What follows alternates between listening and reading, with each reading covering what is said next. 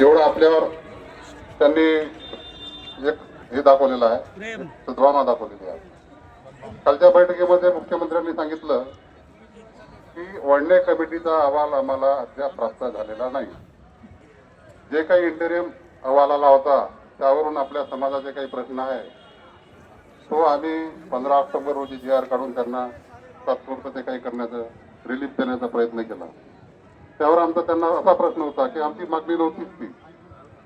आमची मागणी घटनात्मक प्रक्रियेतून आमची जी नोंद आलेली आहे शेड्यूल ट्राईब तो स्टेटस आम्हाला रिस्टोर करा आणि आमचे जे काही लाभ आहेत अनुसूचित जमाती सर्व आम्हाला प्रोव्हाइड करा. परंतु त्या शिष्टमंडळातील आमच्या सहकारी बांधवांनी सर्व मुद्द्यावर चर्चा केली.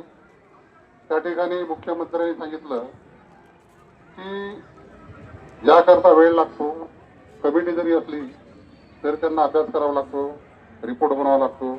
आम्ही त्यांना आग्रह केला की कमिटीने ज्या अर्थी इंटेरियम अहवाल दिलेला आहे तर त्यांचा फायनल अहवाल सुद्धा तयार आहे.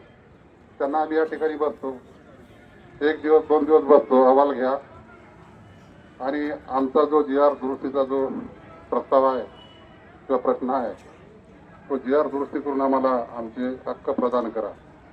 परंतु आताच्या क्षणापर्यंत मुख्यमंत्र्यांनी जे सांगितलं होतं की तुमच्या वडणे कमिटीच्या अहवालाकरता 1 महिना लागू शकते, सरकार कायद्याने चालते आणि तो अहवाल आल्याशिवाय आम्हाला काहीही करता येत नाही, ती भूमिका त्यांची आजही कायम आहे. त्यांनी कालच सांगितलं होतं तुम्ही 2 दिवस बसा, 4 दिवस बसा, 8 दिवस बसा, पण तुम्हाला वडणे कमिटीचा अहवाल आल्याशिवाय आम्ही कुठलाही रिलीफ देऊ शकत नाही. ते आताच्या क्षणापर्यंत त्या भूमिकेवर ठाम आहे. म्हणून आम्ही या ठिकाणी कायदेशीरदृष्ट्या घटनात्मक प्रक्रियेत येऊन सर्व बरोबर आहोत, अगदी योग्य ट्रॅकवर आहोत. तरीही शासन आम्हाला निश्चितच काहीतरी आमच्या हक्कापासून डावलत आहे, हे आम्हाला स्पष्ट दिसत आहे. तरी या ठिकाणी आमचे जे जमात बांधव भगिनी आलेले आहे मोठ्या संख्येने आले आणि रात्रभर या ठिकाणी थंडीत कडकडात उपाशी राहून आतापर्यंत या ठिकाणी उपस्थित दाखवली. आणखी निष्कारण या ठिकाणी आम्ही आपल्याला ताटकळात ठेवून विनाकाराचं काहीतरी इश्यू करायचा हा आमचा मानस नाही. आम्ही जिवंत आहोत आणि आम्हाला हक्काची जाणीव आहे. त्या घटनात्मक हक्कासाठी आम्ही भविष्यातही लढू.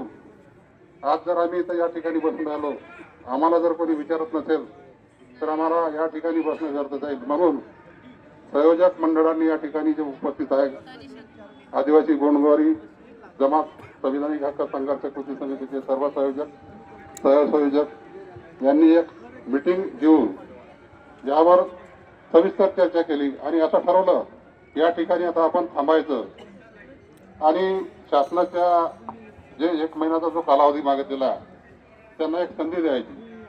कारण शासनासोबत आपण एकदमच वाद करून त्यांच्या दरवाजाशी जाण्याचे आपले जे काही योग आहे समोरचे ते बंद करून घेणे काही योग्य नाही असं सर्वांचं ठरलं आणि या ठिकाणी आपण थांबायचं आणि आपापल्या घरी जायचं या ठिकाणी असं ठरलेलं आहे. निश्चितच आपण या ठिकाणी आलो आपल्या हक्काची आणि आपल्या घटनात्मक अधिकाराची आपल्याला जाणीव आहे. म्हणूनच या ठिकाणी आपण या जमा झालो. भविष्यातही आपल्याला संघर्ष करावा लागणार आहे आणि एक म्हण आहे, जो लढतो निश्चितच जिंकतो. तर लढूया आणि जिंकूया.